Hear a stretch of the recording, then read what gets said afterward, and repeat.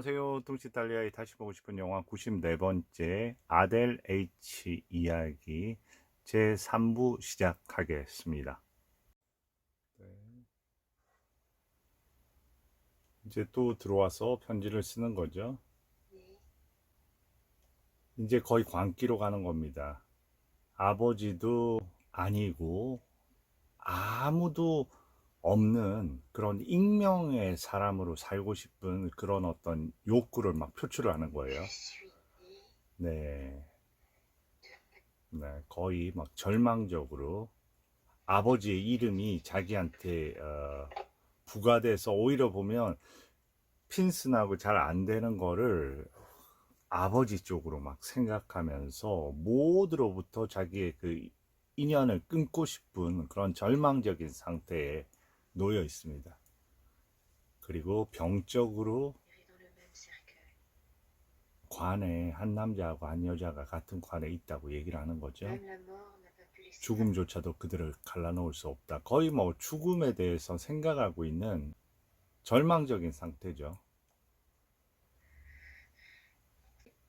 신부의 드레스가 유물처럼 전시되어 있다. 근데 그 모든 자기의 그 옷들이 다 언니의 옷들도 많거든요. 레오폴딘. 그러니까 한쪽에서는 아버지를 부정하고 싶고요. 아버지의 그런 이름에 대한 부담감. 그리고 한쪽에서는 자기를 끝없이 그 쫓아다니는 레오폴딘의 망령으로부터 또 벗어나고 싶은 거죠. 그 망령의 상징물 같은 게 그 보석이라든지 아니면 본인이 입고 있는 옷들. 그래서 그 옷들을 갖다가 입기도 싫고 모든 안에서 스스로 네 저렇게 그걸 보고요.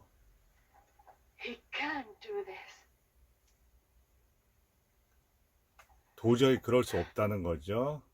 그러면서 찾아갑니다. 아주 멋진 저택이죠. 빨간색 입구가 인상적이네요. 이제는 거의 뭐 광기에 젖어 있는 거죠. 무조건 그 판사를 만나야 된답니다. 이 사람입니다. 왜냐 신문에서 아그네스 존스턴하고 본인이 사랑하는 핀슨 중위하고 이제 약혼을 한다는 얘기를 본 거죠. 그래서 나 빅토르 이고 딸인데 내가 핀슨 중위 너무 잘 알고 있다고 하면서 이 존스턴 판사거든요. 그 부모는 엄청나게 결혼을 반대했고 엄마가 이제 뒷조사를 했는데 성직자의 아들도 아니고 빚 때문에 감옥에 갔었고 그래서 이제 그 모든 상황을 모면할 수 있는 거는 성직자가 되거나 아니면 군인이 되거나 그거밖에 이제 선택이 없었던 거죠. 그래서 군인이 된 거죠. 그리고 그 계약서 결혼하기로 했던 허락받았던 그 계약서까지 이제 다 보여줍니다. 그런데 그 당신이 지금 핀슨 중위에 대해서 그렇게 그 아주 그 슬픈 이야기를 하는데 왜 당신은 핀슨 중위하고 같이 있냐고 왜 아직도 떨어지지 못하고 사랑하냐고 그렇게 얘기합니다. 이 부분 사람의 마음을 완전히 제어할 수 있다고 생각하십니까? 나는 그 사람에 대해서 경멸을 가지면서도 그 사람을 사랑하지 않을 수 없는 나의 어떤 마음을 당신이 아느냐고. 이제, 게다가, 그리고 그 임신까지 해 있는 상태라고 얘기를 합니다. 네, 그리고 이제 핀슨 중이를 또 따라가는 거죠. 엿보고요. 그리고 드디어 만났습니다. 그러면서 돈을 내밉니다. 그러면서 마지막 그 절규하다시피 하는 거죠. 네, 이제 핀슨 중이고요. 그리고 저기서 아델이 이제 엿보고 핀슨중이를 만나려고 하는 거죠. 네, 드디어 만나게 됐습니다.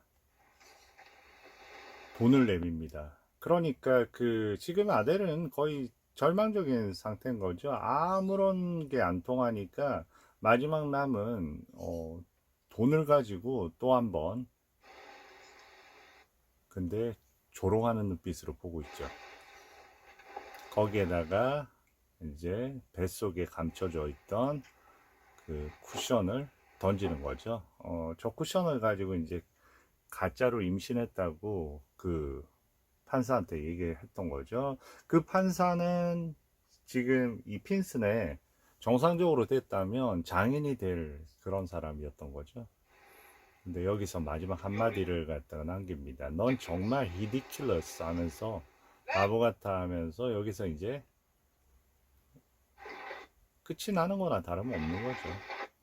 그리고 마차를 타고 저 집에 들어섭니다. 핀슨이. 딸을 만나러 온 거죠. 없다고 합니다. 끝난 거죠. 아버지하고도 이야기할 수 없다고. 여기 온 거죠. 아, 정말로 모든 걸 다 망쳐놓네 하면서 그러니까 얘기를 하죠. 이제 그 옆에 부관 같은 사람이 그 여자가 할리팩스를 떠나면 다 해결돼요. Well, if I've got it right, 근데 할리팩스를 어떻게 떠나겠냐고. 그리고 나도 할리팩스를 떠날 생각이 없다고. 그런데 그 부관이 아니에요. 우리 그 부대에서 그 부대가 옮겨간다는 그런 소식이 있습니다. very much. 네, 이렇게 얘기를 하는 거예요. 떡인 거죠. 그 하숙집이요. 그 뭔가 그 눈빛이 예사롭지 않죠. 이제 아델이 드디어 집으로 돌아가기로 했답니다. Vous allez nous montrer 네, 잘 선택을 했고요. de votre esprit. Ce n'était pas un homme 그러면서 얘기합니다. 그 남자 잊어라. 그 남자 너한테 너무나 맞지 않는 당신이 너무나 그 남자 보잘것없는 그 남자하고 만나는 게 나는 이해가 안 된다. 그 잊어버려 이렇게 얘기를 하니까 뭐라고 digne de 합니까? vous, dit-il. 뭐 대단한 사람이라고 아가씨를 거절하냐고. 그런데 여기서 대반전이 일어납니다. 여기서 얘기를 하죠. 결혼 내가 거절한 거예요. 핀슨이 나를 거절한 게 아니고요. 내가 거절한 거예요. 그리고 결혼은 여자를 비하시킨다는데 유밀리형, 여자한테 모욕적인 그런 거예요. 그러니까 이제는 완전히 다른 느낌으로 이야기하죠. 특히 저 같은 여자는 혼자 그 작가로서 어떻게 보면 혼자의 공간 안에서 그렇게 외로이 있는 게 더 중요하다. Puis songez 내 아버지의 이름을 한번 보시라고. au nom que je porte, madame. 네. 이제는 아예 뭐 당당하게 그렇게 얘기하면서 어떻게 보면 지금은 광기에 젖어서 자기 합리화를 하는 거죠. 네, 이제 그 핀슨 중의 사진을 정리를 하는 거죠. 그러면서 이제 과거 자기가 어떤 생각으로 여기에 왔던지를 회상하는 그런 어떤 부분입니다. 이 장면 상당히 아름다운 부분이고요. 과거의 그 아델과 현재의 아델, 과거의 그 꿈을 안고 이렇게 대서양을 가로질러서 단지 연인을 만나기 위해서 구세계에서 신세계로 이동했다는 어떤 얘기가 나오거든요. 그러니까 어마어마한 세계, 저게 1860 몇 년도의 일이니까 그 당시 쉬운 일은 아니었겠죠. 거기에는 무모한 도전과 같은 놀라운 용기가 필요한 겁니다. 그래서 이런 어떤 장면을 통해서 그 프랑스와 트리포가 이 아델을 바라보는 어떤 시선을 느낄 수 있는 것 같아요. 감독의 시선은 이런 광기로 가서 다 망가지기는 했지만 그런 도전을 한다는 그런 자체의 아름다움에 아주 큰 생각을 갖고 있는 그런 부분이라고 생각합니다. Pour rejoindre 네. 그리고 이제 이 au mieux sur vous. 샌더스 부인은 뭔가 딸 같고 이제 간다니까 가장 아끼는 옷을 저렇게 입혀줍니다. 저 장면 되게 따뜻하고요. 그리고 이제 서로 얼굴을 마주하려다가 한번 저렇게 물러섭니다. 그게 어떻게 보면 지금 망가질 대로 망가진 그 아델의 그런 모습이기도 하고요. 그 안에서 다시 한번 서로 호응을 하고요. 그리고 꼭 내게 도착하면 연락을 해다오 하고 예, 문을 닫고요. 그런데 지금 마블을 불렀어요. 지금 돈도 하나도 없고 갈 수 있는 곳이 아무 데도 없고 지금 집으로 돌아가기 위한 여비도 없는 상태입니다. 여비를 보내줬는데 다 어떻게 보면 돈을 버린 거나 다름없죠. 네, 그러니까 돈 없어도 갈 수 있는 곳을 내가 아는데 글로 데려가 줄게 하고 불황자들을 모아놓는 그런 공공시설 같은 경우죠. 그러니까 벌써 옆에 가방을 누가 훔치려고 합니다. 이때 단어가 되게 중요합니다. touchez pas à ça. Ne touchez pas ça 하고 Mon livre. 예, 그러니까 르리브, c'est mon livre라고 하잖아요. 책이라고 하잖아요. 그러니까 이 영화는 책에 대한 영화, 그리고 단어에 대한 영화, 글쓰기에 대한 영화기도 한 거죠. 저 아델이 쓴 그런 어떤 기록들을 가지고 그 작품을 만들었고요. 프란시스 V 굴레라는 사람이 만들었고요. 거기에 이제 또 기반을 둬서 이제 시나리오를 쓰게 된 거니까요. 그 아델의 일기라는 게 벌써 이제 작품의 출발점이 되었으니까 네, 책은 그리고 이제 혹시나 그걸 가져갈까봐 저렇게 바닥이 어마어마하게 먼지 구덩이 지저분한 저기에서 이제 그리고 옷을 이제 한번 보세요. 이제는 옷이 거의 누더기가 됐습니다. 그리고 사람이 다 바뀌어서 아무도 그런 사람을 알지 못한다고 하는 거죠. 그런데 안에서 이제 예전에 창구 직원은 이제 진급을 한 거겠죠. 그러면서 아가씨를 몰라봤군요 하면서 예. 현재 이제 적혀 있는 거죠. 아델 돌아올 여비 700프랑을 보낸다. 계속 할리팩스에 있으려면 임금에서 이걸 갖다 제하겠다고 하고요.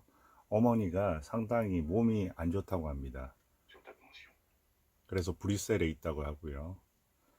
그리고 어머니에게는 너의 소식을 가급적이면 안 올리고 있다고 합니다. 그 충격받을까봐 그러는 거죠. 안정을 취해야 되니까요. 그리고 그 앨범 예전에 얘기했던 부분은 너가 지금 앨범 작업을 하고 거기에 관여할 수 있는 너 상태가 못 되기 때문에 그런 부분은 이해해 주길 바란다고 이렇게 얘기를 합니다. 그리고 돌아오라는 거죠.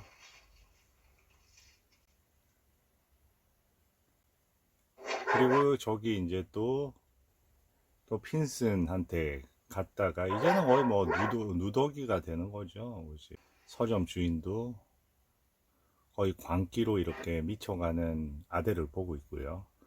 그리고 아델은 돌아간다고 해놓고 계속 여기 있는 거잖아요. 할리팩스에. 그러니까 우연히 그 스미스 부인을 보고 피해야죠. 어디 숨게 되는 거죠. 그리고 신문을 보게 됩니다. 드디어 어머니가 사망을 하셨네요. 그리고 그 위에 또 다른 기사가 있습니다. 이제 17기병대가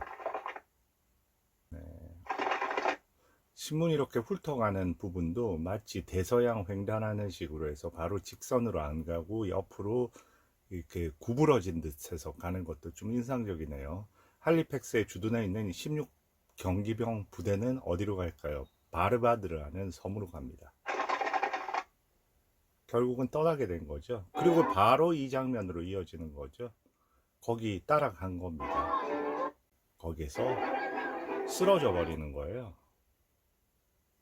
근데 저기 마담 바라고 해서 자기 집으로 데리고 갑니다. 이제 한쪽에서는 이제 핀스는 대위로 진급을 했고요. 얘기하는 거죠. 흑인들이 있는 구역에서 아델을 발견했다고요. The Negro Quartet. 아델의 소식을 듣고요. 지금 뭐 여러 가지 그 치료를 받고 있는 거죠. 몸은 점점 나아져 가는데 정신이 다 망가졌습니다. 그래서 저렇게 또 거리를 혼자서 초점 없이 배회하는 거죠. 거기를 이제 따라가 보는 겁니다. 핀슨이. 아주 이게 깁니다, 장면이. 미로에서 교차를 하게 됩니다. 다가오고요. 전혀 시선이 핀슨한테 머물지 않습니다. 일단 그 사진을 가방에 넣은 그 순간부터 어떻게 보면 핀슨은 아델한테는 이미 죽은 인물이 돼버린 거죠. 또 나가서 아델을 불러보지만 전혀 알아보지를 못하고요. 여기 이제 그 글을 못 쓰니까 이 바 부인이 빅토르 위고의 딸이라는 걸 알고요. 빅토르 위고에게 편지를 쓰는 겁니다. 내가 바라는 사람인데 이 여인이 너무나 많은 충격과 상처를 받아서 온몸과 정신이 망가졌다. 그런데 몸은 내가 회복을 시켰는데 정신은 여전히 너무나 힘든 상태다. 내가 여비를 빌려서 당신에게 당신 딸을 데려다 주겠다 하는 그런 편지입니다. 예, 그리고 지금 이 얘기를 하는 거죠. 10년 전 노예 관련해서 문제가 있었을 때 빅토르 위고 당신은 우리에게 많은 감명을 줬다. 그런 은혜를 이제 갚는다는 생각에서 그 딸을 빅토르 위고의 집으로 데려가 주는 거죠.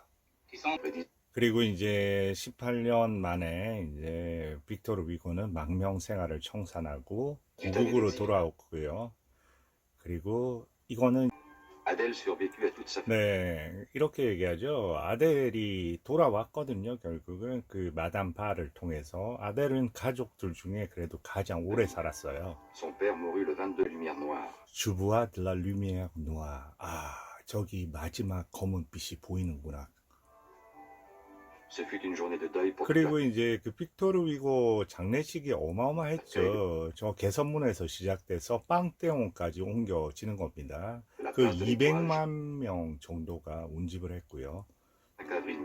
그런데 이제 아델 위고는 1830년생이니까 지금 보면 1915년에 사망했으니까 꽤 오래 살기는 했어요. 1915 passe après ce qu'il aperçut. 그런데 이제 그 14년, 18년 1차 세계대전 당시니까 아델의 죽음은 거의 그 인지가 못 되는 식으로 희미하게 그렇게.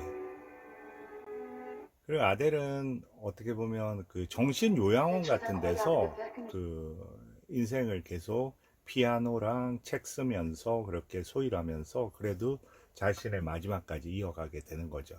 그러면서 이 마지막 대목이 나오는 겁니다.